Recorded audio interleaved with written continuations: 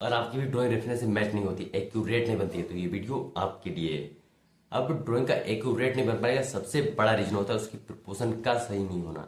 ये दो टेक्निक 100% आपको हेल्प करेंगे आपकी प्रोपोर्शन को इम्प्रूव करने में। जो पहली टेक्निक है वो है वर्टिकल और हॉरिजॉन्टल लाइन। मैं कोशिश करूंगा आपको बिल्कुल सिंपल तरीके से समझाऊं। मान के चलिए हमारे पास एक ही रेफरेंस है। ये रेफरेंस कुछ भी हो सकता है, एक पोर्ट्रेट हो सकता है, इसमें एक लैंडस्केप हो सकता है, एक फिगर हो सकता है, कुछ भी हो सकता है इसमें। और इसमें ये कुछ दो चीजें हैं। तो अब मैं इसे ड्रॉ करने वाला हूं यहाँ पर।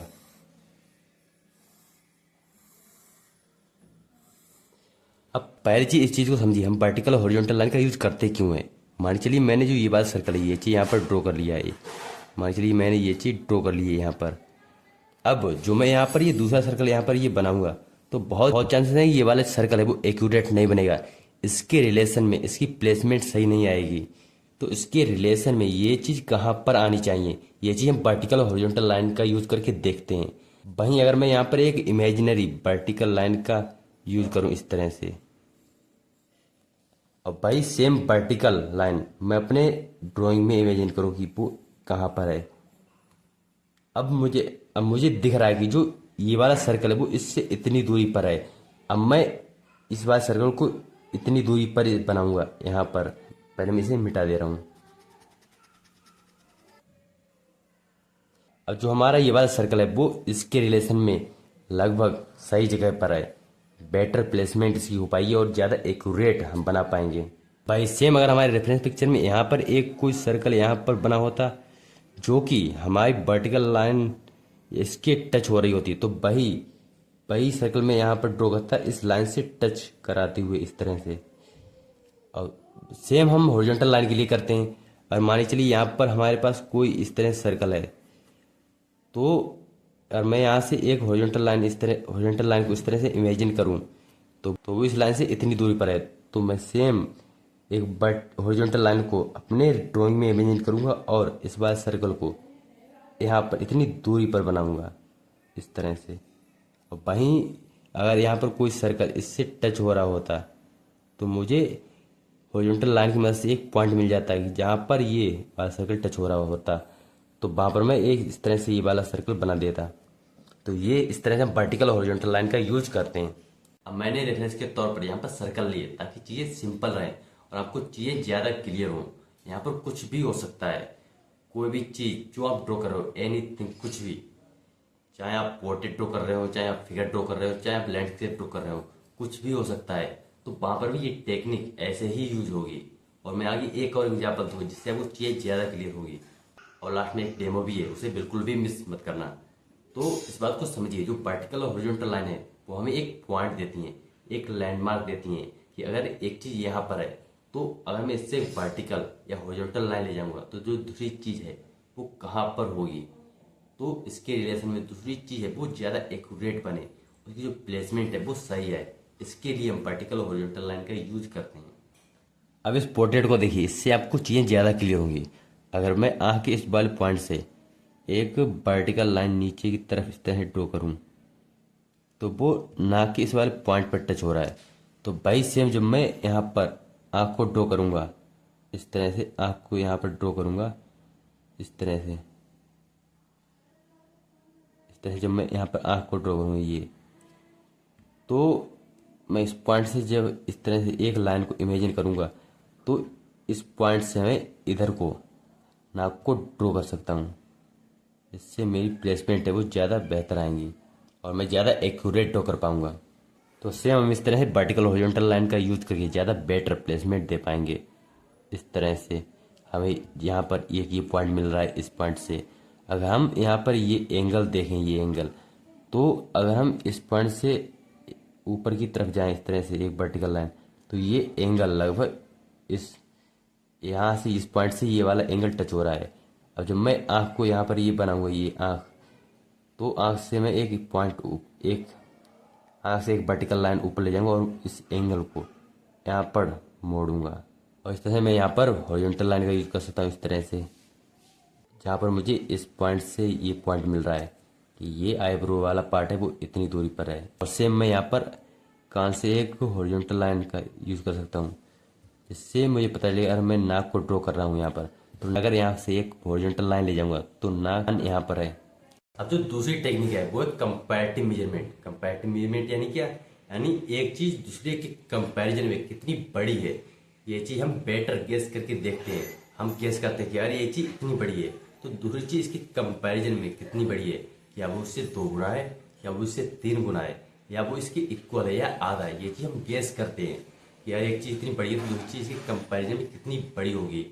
और ये टेक्निक हम क्यों यूज करते हैं, ताकि जो हमारे प्रपोर्शन है वो ज़्यादा एक्यूरेट रहे। अगर हम एक छोटे से रेफरेंस से एक बड़ी ड्राइंग बना रहे हैं, यानी हम मोबाइल में जहाँ पर छोटा सा रेफरेंस है तो वहाँ से हम एक बड़ी ड्राइंग बना रहे हैं, तो वहाँ पर भी वो एक्यूरेट बनेगी। और अगर हम कहीं एक बड़े से रेफरेंस से एक छोटी ड्राइंग बना रहे हैं, यानी हम पेड़ है, पहाड़ है, या कोई भी इंसान है, तो उतना बड़ा पेपर पर नहीं बनाते, हम उसे छोटा करके बनाएंगे। तो हम उस बड़े रेफरेंस से एक छोटी ड्राइंग बनाएंगे तब भी वो एक्यूरेट बनेगी, क्योंकि हम एक चीज़ को दूसरी चीज़ से कंपेयर कर रहे होते हैं। अभी इस चीज़ का फायदा ये होता है कि जो हमारे प्रिपोर्शन वो ज़्यादा एक्यूरेट बनते हैं। प्रिपोर्शन यानी क्या, यानी एक चीज़ दूसरे के कंपैरिजन में कितनी बड़ी है, सिंपल। अब ये चीज आपको एग्जांपल से ज्यादा क्लियर होगी। इस डिफरेंस को देखिए, हरी लाइन को ऑब्जर्व कीजिए। जो नींबू की लंबाई है वो बोतल की चौड़ाई के इक्वल है, और सेम इस शिमला मिर्च इस पार्ट से इक्वल है। और अगर हम बोतल से कंपेयर करें तो बोतल की लंबाई से 2 गुना है, और सेम ये पार्ट इससे इक्वल है, और ये वाला पार्ट इससे 2 गुना है। अब बोतल का हैंडल जहाँ पर एंड हो रहा है, अगर हम उस पार्ट को इस शिमला मिर्च की लंबाई से कंपेयर करें तो वो इक्वल है, और ये पार्ट इक्वल है। और यहाँ पर अगर हम नींबू की चौड़ाई को इस पार्ट से कंपेयर करें तो ये पार्ट इक्वल है, और सेम ये वाला पार्ट इक्वल है। और सेम अगर हम इस वाले पार्ट को कंपेयर करें तो ये वाला पार्ट यहाँ पर इक्वल है। तो ये टेक्निक अब आपको ज़्यादा क्लियर हुई होगी। यहाँ पर हम एक चीज़ को दूसरी चीज़ से कंपेयर करते हैं, हम गैस करते हैं, ताकि जो हमारे प्रपोर्शन है वो ज़्यादा एक्यूरेट बने। अब वीडियो को बिल्कुल भी स्किप मत करना। देखिए मैं किस तरह मार्किंग ला रहा हूँ, किस तरह मैं ड्रॉ कर रहा हूँ। एक एक चीज़ को अच्छे से समझिए, क्या मेरी थॉट प्रोसेस रहती है किसी भी ड्राइंग को करते वक्त, क्योंकि मैं अभी आपको बताऊंगा। और अगर आप टेक्निक को बिना समझे डेमो देखने लगे हो तो पहले टेक्निक को अच्छे से समझिए, नहीं तो आपको चीज़ें क्लियर नहीं होंगी। अभी मैं इस रेफरेंस पिक्चर को सिंप्लीफाई कर रहा हूँ। अब इन ऑरेंज लाइन को ऑब्जर्व कीजिए, किस तरह मैं इसमें रिलेशन देख रहा हूँ वर्टिकल और हॉरिजॉन्टल लाइन की मदद से। किस तरह मैं इससे कंपेयर कर रहा हूँ एक चीज़ को दूसरी चीज़ से। अब यहाँ पर चिन के पार्ट पर ऑरेंज वर्टिकल लाइन को ऑब्जर्व कीजिए कि किस तरह मैं चिन और हाथ के बीच में रिलेशन देख रहा हूँ, क्योंकि मैंने जो हेड है उसके लिए मार्किंग पहले लगा ली है कि हेड यहाँ पर आएगा। अब मैं चिन से एक वर्टिकल लाइन ड्रॉ करके या इमेजिन करके वहाँ पर देख रहा हूँ कि जो हाथ है वो ना तो चिन से ऊपर जा रहा है ना तो नीचे जा रहा है, वो इसकी इक्वल है।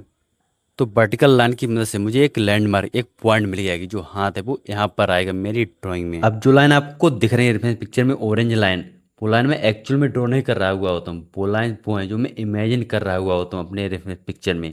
आपको जो ऑरेंज लाइन दिख रही है वो मैंने यहाँ पर ड्रॉ की है, ताकि आपको चीज़ें ज़्यादा क्लियर हों और आपको समझ में आए कि किस तरह से मैं सोच रहा हुआ होता हूँ जब मैं ड्रॉ कर रहा हुआ होता हूँ। किस तरह मैं एक चीज़ को दूसरी चीज़ से कंपेयर कर रहा हुआ होता हूँ। किस तरह मैं एक पॉइंट से दूसरे पॉइंट को कंपेयर कर रहा हुआ होता हूँ। किस तरह मैं उसमें रिलेशन देख रहा हुआ होता हूँ वर्टिकल और हॉरिजॉन्टल लाइन की मदद से।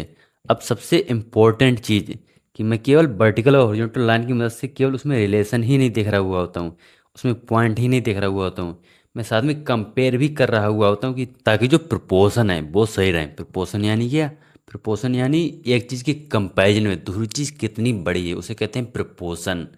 यानी जैसे कि एक हाथी है मान के चलिए, उसके सामने हम इंसान को उसके बराबर नहीं बनाएंगे। हम जानते हैं कि हाथी कितना बड़ा है और हाथी के सामने हमें इंसान को कितना छोटा दिखाना है, तब वो चीज़ें प्रपोर्शन में सही लगेंगी। अगर हम हाथी को छोटा और इंसान को बड़ा बना देंगे तो वो प्रोपोर्शन में सही नहीं लगेगी। वैसे ही मैं यहाँ पर हाथ को चेहरे से बड़ा नहीं बना सकता, टांग को छोटी नहीं बना सकता, तो सारी चीज़ें एक दूसरे कंपैरिजन में सही रहें। यानी इसे कहते हैं प्रोपोर्शन। एक चीज़ के कंपैरिजन में दूसरी चीज़ कितनी बड़ी है, सारी चीज़ें बैलेंस रहे, उसे कहते हैं प्रोपोर्शन। एक चीज़ के कंपैरिजन में दूसरी चीज़ कितनी बड़ी है, तो वो चीज़ सही रहेगी जब आप एक चीज़ को दूसरी चीज़ से कंपेयर करोगे, वर्टिकल और हॉरिजॉन्टल लाइन का यूज करोगे। लेकिन सबसे इम्पोर्टेंट चीज़ कि ये कोई मैजिकल ट्रिक या शॉर्ट फार्मूला नहीं है कि एक बार आपको ये पता चल गया फिर आप बिल्कुल एक्यूरेट ड्रॉ कर पाओगे। अब मैं ऐसा भी नहीं कह रहा हूँ कि आप एक्यूरेट नहीं ड्रॉ कर पाओगे। आप 100% आपको ग्रोथ दिखेगी, आप एक्यूरेट ड्रॉ कर पाओगे। लेकिन उसके लिए भी आपकी गेसिंग, आपकी ऑब्जर्वेशन उसका स्ट्रॉन्ग होना बहुत ही ज़रूरी है, जो कि प्रैक्टिस के साथ आएगी। अब ये कोई शॉर्ट ट्रिक या फार्मूला नहीं है, ये चीज़ इसलिए हम यूज़ करते हैं ये टेक्निक, ताकि जो हम गलतियाँ कर रहे हैं वो कम से कम करें गलतियाँ। हम जो गलतियाँ कर रहे हैं उसे फाइंड कर पाएँ कि कहाँ पर हम गलतियाँ कर रहे हैं, और जब हम गलतियाँ कम से कम करेंगे और अपनी गलतियों को फाइंड कर पाएंगे कहाँ पर हम गलतियाँ कर रहे हैं, तो हम ऑटोमेटिकली एक्यूरेट ड्रॉ कर पाएंगे। अब यहाँ पर ध्यान से ऑब्जर्व कीजिए, जहाँ मैं स्टार्टिंग में यहाँ पर केवल स्ट्रेट लाइन का यूज़ कर रहा था, मैं इसे सिंप्लीफाई कर रहा था, मैं केवल रफ रफ आइडिया लगा रहा था कि कौन चीज़ कहाँ पर आएगी, वो चीज़ वहाँ पर आए। पहले तो मेरा यही गोल था, और जो चीज़ जिस एंगल में है वो चीज़ वैसे उस एंगल में आए। अब मैं इसमें और चीज़ें ऐड कर रहा हूँ, और एंगल और कर्व्स, वो सारी चीज़ें मैं इसमें ऐड कर रहा हूँ। और जब आप इस तरह किसी सब्जेक्ट मैटर को अप्रोच करते हैं, बिना डिटेल में जाए, बिना डायरेक्ट कर्व का यूज किए, बिना केवल एक ही पार्ट पर वर्क किए, पहले आप उसे सिंप्लीफाई करते हो, स्ट्रेट लाइन में उसे तोड़ते हो, तब जो आपका आर्ट वर्क है, जो आपकी ड्राइंग है, उसका एक्यूरेट बनने के चांसेस हैं वो बहुत ज़्यादा बढ़ जाते हैं। बहुत ही ज़्यादा चांस बढ़ जाते हैं कि वो आपकी एक्यूरेट बनेगी। अब यहाँ पर ध्यान से ऑब्जर्व कीजिए, जो एक्स्ट्रा लाइन थी यहाँ पर, जो चीज़ मुझे लग रहा था कि ये चीज़ यहाँ पर आएगी, जो एक्स्ट्रा लाइन थी वो चीज़ मैंने मिटा दी तुरंत। और ये चीज़ आपके लिए समझना बहुत ज़रूरी है, जो एक्स्ट्रा लाइन आपको दिख रही है अपनी ड्राइंग में, उन्हें तुरंत मिटाइए, उसमें छोड़ने की कोई ज़रूरत नहीं है। जिससे आपकी जो ड्राइंग है वो ज़्यादा क्लीन लगेगी, और आपके लिए कोई कन्फ्यूजन नहीं रहेगा कि कौन सी लाइन कहाँ पर है, ये लाइन सही है या ये लाइन सही है। जिससे आपको क्लियरिटी रहेगी, आपकी जो ड्राइंग है वो ज़्यादा क्लीन दिखेगी। अब यहाँ पर ये चीज़ समझिए, यहाँ पर देखिए कि जो चीज़ मुझे लग रही थी ये चीज़ यहाँ पर आएगी स्टार्टिंग में, जो कि मैंने आपको कहा भी कि वो ये रफ आइडिया होता है कि ये चीज़ यहाँ पर आएगी, वो चीज़ अब वहाँ पर नहीं है। जब मैंने यहाँ पर एक वर्टिकल लाइन का यूज करके देखा कि ये चीज़ यहाँ पर आएगी, तब मुझे पता चला कि जो मेरी गलती है वो कहाँ पर हो रही थी।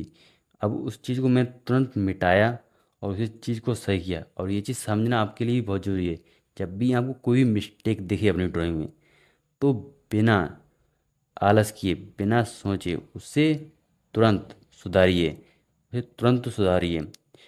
ऐसा नहीं कि हम चलो थोड़ी सी मिस्टेक हो छोड़ देते हैं। जब आप ड्राइंग पर बात कर रहे हैं, उसे स्टडी कर रहे हैं, तो उसे तुरंत सुधारिए, उसे छोड़िए मत। और आप यहाँ पर देखा है कि यहाँ पर मेरी मिस्टेक निकल रही है, मेरी मिस्टेक निकल रही है, लेकिन स्टार्टिंग में नहीं थी। अब यही चीज़ आपको समझना जरूरी है। जब हम ऑनलाइन देखते हैं जहाँ पर आर्टिस्ट पहले मार्किंग लगाते हैं, और हमें लगता है कि ये मार्किंग लगा रहे हैं, और अंत में हमें दिखाते हैं कि ये बहुत ही एक्यूरेट बन गया, लेकिन ऐसा नहीं होता है। जो वहाँ पर मार्किंग दिख रही होती हैं वो केवल रील्स में दिखाने के लिए होती हैं, लेकिन एक्चुअल में वो बिहाइंड द सीन उसे रेक्टिफाई कर रहे होते हैं। बिहाइंड द सीन इस तरह से वहाँ पर मिस्टेक्स को सुधार रहे होते हैं, रेक्टिफाई कर रहे होते हैं। तो ये चीज़ वहाँ पर नहीं दिख रही होती है। ज़्यादातर वीडियो में आपको केवल मार्किंग लगाई और आपको लास्ट रिजल्ट शो कर देंगे, लेकिन बहुत कम आर्टिस्ट होंगे जो इस तरह से आपको शो कर रहे होंगे अपनी मिस्टेक्स को और उससे सुधार रहे होंगे, क्योंकि ये बहुत ही लेंदी प्रोसेस हो जाती है। तो इस चीज़ को मैंने रखा पार्ट इसीलिए, ताकि आपको ये सारी चीज़ भी समझ में आए। अब आपको इस सिंपल से रूल को हमेशा याद रखना है, ये जितना ज़्यादा सिंपल है उतना ही ज़्यादा इफेक्टिव है। वो है फर्स्ट गेस देन चेक। मैं फिर से बोल रहा हूँ, फर्स्ट गेस देन चेक, इसको याद कर लीजिए। आपको पहले गेस करना है, जो भी आपको वर्टिकल और हॉरिजॉन्टल लाइन यूज कर रहे हो कि इस पॉइंट से इस पॉइंट तक वर्टिकल लाइन जाएगी या इस पॉइंट से इस पॉइंट तक हॉरिजॉन्टल लाइन जाएगी, ये चीज़ आपको पहले गेस करना है कि ये चीज़ दूसरे कंपेरिजन में कितनी बड़ी है, वो 2 गुनी है, 3 गुनी है, 1.5 गुनी है। ये चीज़ आपको पहले गेस करना है। फिर आपको चेक करना है, जो भी आप पेंसिल से मेजर करो या किसी भी चीज़ का यूज़ कर रहे हो, आपको बाद में चेक करना है कि जो आपने गेस किया है वो सही है या नहीं है। अब इससे होगा क्या, इससे 2 चीज़ होगी। पहली चीज़, आपका जो कॉन्फिडेंस होगा वो इम्प्रूव होगा, क्योंकि आपने जो पहले गेस किया है फिर आपने चेक किया है, तो आपको एक कंफर्मेशन मिल जाएगी, हाँ जो मैंने गेस किया था और जो मैंने चेक किया है वो सही है। तो जो आपका कॉन्फिडेंस है वो इम्प्रूव होगा गेसिंग को लेकर। और दूसरी चीज़, जब आप इस रूल का यूज़ करोगे तो जो आपकी फ्री हैंड ड्राइंग है वो काफ़ी फास्ट इम्प्रूव होगी। अब ये चीज़ काम कैसे करती है, अब ये रूल काम कैसे करता है, ये चीज़ सेम इसी तरह से जैसे कि हम वजन उठाते हैं, वेट उठाते हैं, तो जो हमारी मसल है वो बिल्ड होती हैं, सेम जब हम पहले गेस करते हैं तो हम अपने दिमाग पर जोर डाल रहे होते हैं कि गेस करना है कि ये चीज़ दूसरी कंपेयर करनी पड़ी है, लाइन कहाँ से कहाँ जा रही है, वर्टिकल या हॉरिजॉन्टल लाइन। जब आप अपने दिमाग पर जोर डालते हैं तो जो हमारी गेसिंग है, जो ऑब्जर्वेशन है, वो इम्प्रूव होती है। वहीं पर अगर हम गेस नहीं कर रहे हैं, हम सीधे चेक कर रहे हैं कि एक चीज़ दूसरी कंपेयर कितनी बड़ी है, कहाँ से कहाँ लाइन जा रही है, वो हम ड्रॉ करके या कैसे भी हम चेक कर ले रहे हैं पहले ही बिना गेस किए, तो जो हमारी गेसिंग है वो इम्प्रूव ही नहीं होगी, क्योंकि हम पहले ही चेक कर ले रहे होते हैं। तो आपको ये सिंपल से रूल भी याद रखना है। ये जितना सिंपल दिख रहा है हमको, ये उतना ही ज़्यादा इफेक्टिव है। अब एक छोटी सी ट्रिक जो कि मैं यूज़ करता हूँ अपनी वर्टिकल और हॉरिजॉन्टल लाइन को चेक करने के लिए, गेस करने के बाद चेक करने के लिए, जो कि बहुत ही ज़्यादा इंटरेस्टिंग है, जो कि मैं यूज़ करता हूँ कि जो आपकी फ़ोन की जो एजेस हैं, जो आपकी कोर है मोबाइल की, तो अगर आप मोबाइल से रेफरेंस को यूज़ कर रहे हैं, जब आप अपने रेफरेंस पिक्चर को जूम करके एज के पास लाओगे तो आप चेक कर पाओगे अपनी वर्टिकल लाइन को। और सेम जब आप ऊपर वाली एज के पास अपने रेफरेंस पिक्चर को जूम करके ले जाओगे तो वहाँ पर आप हॉरिजॉन्टल लाइन को चेक कर पाओगे। ये सिंपल सी ट्रिक है क्योंकि मैं यूज करता हूँ अपनी वर्टिकल हॉरिजॉन्टल लाइन को चेक करने के लिए, गेस करने के बाद चेक करने के लिए। अब जो आप कंपेयर कर रहे हो एक चीज़ को दूसरी चीज़ से, तो वो चीज़ हमको किस तरह से चेक करनी है। एक तरीका तो हमने देखा जब हम टेक्निक दे रहे थे, वहाँ पर हमने इस तरह से पेंसिल को इस तरह से पकड़ कर इस तरह से कंपेयर कर रहे थे एक चीज़ को दूसरी चीज़ से। जब हमारे पास रेफरेंस प्रिंट में अवेलेबल हो या हमारे मोबाइल में अवेलेबल हो, लेकिन जब हम लाइव ड्रॉ कर रहे हो तो वहाँ पर हम इस तरह से पेंसिल को इस तरह से पकड़ कर इस तरह से एक चीज़ को दूसरी चीज़ से कंपेयर कर सकते हैं आसानी से। तो इसे बोलते हैं कंपैरेटिव मेजरमेंट। तो ये कुछ तरीके थे जिससे आप अपनी ड्राइंग को ज़्यादा एक्यूरेट बनाएंगे। इसके लिए प्रैक्टिस लगेगी, लेकिन इन चीज़ों को अप्लाई करने के बाद आप ज़्यादा एक्यूरेट बना पाओगे। अगर ये वीडियो आपको वैल्यूबल लगा, नॉलेजेबल लगा, तो इस वीडियो को लाइक कर देना और कमेंट करना, प्लीज़ कमेंट करना, बताना कि ये वीडियो आपको कैसा लगा। और अगर आपको कोई भी डाउट और कोई भी क्वेश्चन है तो वो कमेंट बॉक्स में ज़रूर लिखना और चैनल को सब्सक्राइब भी कर लेना।